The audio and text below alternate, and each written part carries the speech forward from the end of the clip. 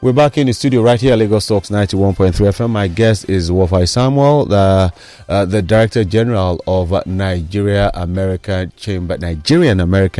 Chamber of Commerce, and we're talking trade. All right, thank you for staying with us. Now, narrowing it down to the AGOA and the individual businesses. I was telling you off air, I have a friend who exports groundnut from Togo, and trying to get him groundnut from Nigeria, says it wouldn't be accepted. Now, let's say AGOA, for example.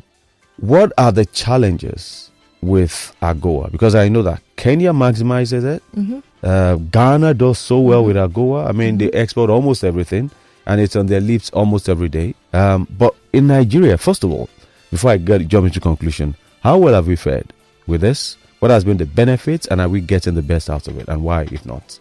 Okay, thank you very much. So your questions: what is how well have we fared? Are we getting the benefits? Yeah. If not a yes, why? Why? Yeah. First of all, the country I like to reference when I speak about AGOA is South Africa. So yes, Ghana has the potentials for Ghana has been enormous, and they've done really well with AGOA. I don't have the percentage, but for South Africa, I do think that I think about 50%. South Africa generated more than 50% revenue from non-oil exports, exporting to the US. Oh. Under AGOA. Just US? Yes, exporting just to the US under AGOA. So South Africa is one of the countries that has, to a reasonable extent, maximized AGOA to the best of its ability with respect to non-oil products, non-oil commodities, non-oil exports. Yeah. Now for Nigeria has not maximized AGOA. So a lot of traders. How poorly we've done. Well, how poorly we do, I think on a scorecard of 100, I could give Nigeria a 45, not even a 50%. Whereas you're looking at countries like Ghana, you're giving them 75. You're looking at countries like Kenya. You're giving Kenya an 80. I'll give South Africa like a 98%. So now, the reasons are quite simple. So for Nigeria, first of all, not so many traders understand the context and the concept of AGOA, not so many businesses. So AGOA is strictly a US thing. And why we're so particular about AGOA is because Nigeria and the US, US happens to be our second largest trading partner. So excluding AGOA is African Growth Opportunity Act from the US, put together by the US to ensure that goods that are exported from Africa to the US are on almost limited or zero tariff. So you're paying for tariffs, but it's really, really low. As long as your goods and services measure up to the standards that US expects and US wants, you're almost not paying for tariffs. So even if you have to pay, it's very low. Whereas if you're exporting to the US and you're exporting not under AGOA, you're paying really high tariffs. You're paying for all, you're paying for all the treaties, all the taxes. It's high comparable to exporting under AGOA. Now, not too many people understand the context of AGOA. It's because there are not many channels, avenues, opportunities to educate Nigerians about AGOA. So, for instance, the Nigerian American Chamber of Commerce, we keep talking about AGOA. There are several other associations and organizations that are pro-Nigeria American. They keep talking about AGOA. Again, I'd say not too many educational classes, not too many educational events, conversations tailored around AGOA. People are actually left to researching about AGOA, buying books that talk about AGOA, reading about AGOA, but not necessarily attending virtual sessions, online webinars, conversations that revolve about AGOA, where you can interact real time with Americans and people who have explored AGOA to ask questions and then see how it can benefit you. One of the other challenge I would say is that has made us not necessarily maximize AGOA to the best of our ability is, to a reasonable extent, we've always had problems with packaging and quality when it comes to exporting abroad. So yes, indeed, we do well in Nigeria because this intra-Nigeria, to a large extent, we're not very particular about the standards of what we consume because we just assume they're okay as long as they're okay. But in an international market, whether you're exporting to Ghana or even to Benin Republic or Kenya, they have their standards, their rules and regulations. There are certain standards and minimum required standards that you have to measure up with. If you don't measure up with these standards, there are no shortcuts. Your goods would be rejected, and if your goods are rejected, of course, that's a capital losses. It's a lot of loss on FX for Nigeria, incurring a lot of losses. So with respect to the content of the goods that are exported, the quality, sometimes we don't measure up. And then I think in that regard, I call on the Standards Organization of Nigeria, I call on NAFDAC, and so many other agencies that act as regulators to the goods and services that we produce. They need to do more. They are trying and doing their best, but a lot more has to be done. Now, with respect to packaging, we also need to understand that packaging, even in the US market, is very different. So what should the labeling and packaging look like? What are the colors they want? How should your words, your phrases, and whatever it is be crafted? Some of these things they look very minute, but to a reasonable extent, they are major for an international market like the US.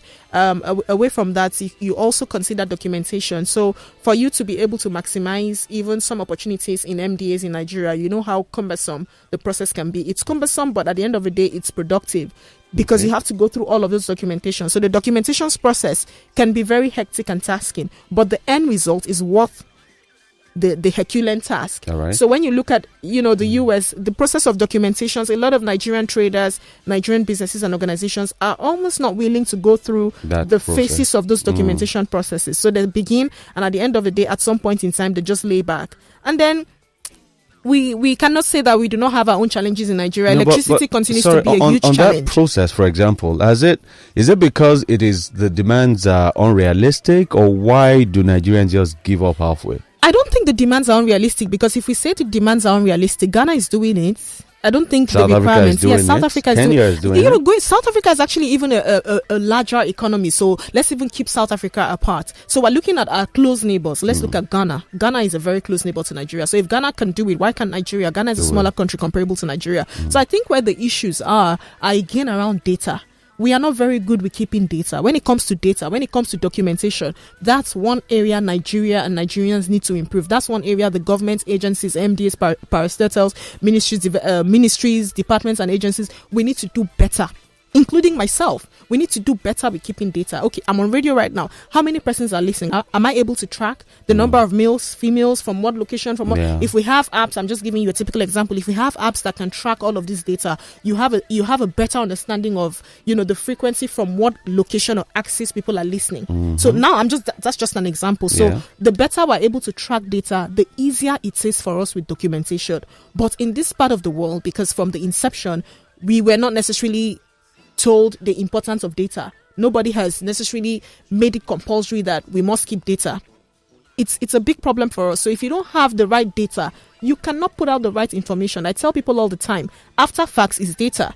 If you're putting out an argument, if you need to shut the arguments very easily, data is what you're supposed to be using, or data is what you'd use. Data is something that, just quenches every argument. And so if you're not able to get your data, your data storage, your data capturing modalities right, it is difficult to be able to document. And if you cannot document, you cannot maximize agua. And in corroborating your talks on data, yesterday we were having a conversation about a colleague was saying that the 1 billion naira that Funke Akindele's movie clocked at the box office was unrealistic. That there is no way you could make 1 billion naira at the box office in Nigeria. How many theaters do we have that was inflated? We kept going back and forth, on this data issue. So while we're talking, I was saying it's possible, and we're looking at the cinemas we have. We have a larger cluster of cinemas in Southwest. How many do you have in Southeast, South, and other part, North, and in the North and all that? But while we were talking, and it was almost convincing me, I said, well, but I don't believe they would tell such a lie, because then you're exposing yourself to more taxes from government. And while we're there, a colleague just crunched the figures and said, ticket at 5,000 naira, which at times might be more, you only need 200,000 people to reach 1 billion. And that's very achievable, even in the Southwest alone. And that killed the argument. The controversy. And so data, I agree with you, is very, very key. And one data we'll need to look at is the regional trade. But unfortunately, we need to drag you back to the studio another day, because we're out of time right now. We need to wrap up the show. But we need on a later day to look at data in the regional data, how we're faring, and what we are doing to boost the Nigerian trade, because I know for a fact that the emergent, up until ABC was the first bus company, organized transport system that went from Nigeria to Ghana. Before then, you had all these normal buses, the cars in Mile 2 and all that. Until it came, we didn't really understand the volume of movement between Nigeria and Ghana. But when it came in, and we had 2 buses go every day, then the Young Shall Grow came, OKSIN came in, FX, and the rest came on board. And we had about 7 companies moving every day, and the buses were filled, and yet the small cars were filled every morning, still going, and you had people crossing the borders themselves. Then suddenly realized how much we trade a lot together, and we don't have the volume, so we're unable to weigh and even tax those who trade. So a lot of taxes were missing out, but we need to get you back in the studio. Thank you very Wofai Samuel. Excuse me. Thank you very. It will be a pleasure to come here. I mean, there's so many conversations we need to have around trade. True. And how I'll be more than elated to come here. More than happy to come back. And when she comes back, I guarantee you listeners will talk a lot more about AGOA, because I know a lot of you are doing so much, and if you can get the right guidance and assistance, you will be able to export your products and make more money for yourself. And like I always say, pay your taxes. Let Nigeria make some money as well. Wofai Samuel, thank you for your time this morning. Thank you very much, Kayode. It's been a pleasure hosting me on the event, hosting me on the show. Yeah. Thank you very much. Great.